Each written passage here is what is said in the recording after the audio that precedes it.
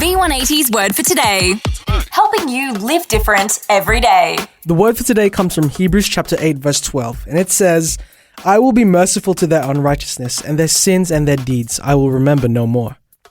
God forgives and forgets. Amazing, isn't it? He remembers everything you've done right, while forgetting everything you've done wrong. Yet, while God cannot remember our confessed sin, we have a much harder time forgetting it. We tend to remember our mistakes more readily than our successes. That's why it's harder to forgive ourselves than to receive God's forgiveness. We tend to remember what we should forget while forgetting what we should remember. That inability to forget the sin we've confessed is part of our sin nature itself. The fall fractured the image of God in us, including the amygdala. That's the part of the brain responsible for storing emotional memories. The strength of the memory is dictated by the strength of the emotion. We quickly forget the moments that don't make a blip on our emotional radar. Strong emotions such as shame take sinful snapshots and poster-size them. They get blown out of proportion in the darkroom of the mind.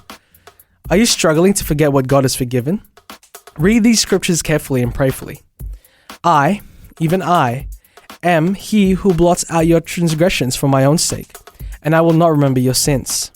I have blotted out like a thick cloud your transgressions, and like a cloud your sins. Return to me, for I have redeemed you. For I will be merciful to their unrighteousness and their sins. I will remember no more. God has forgiven and forgotten your sin.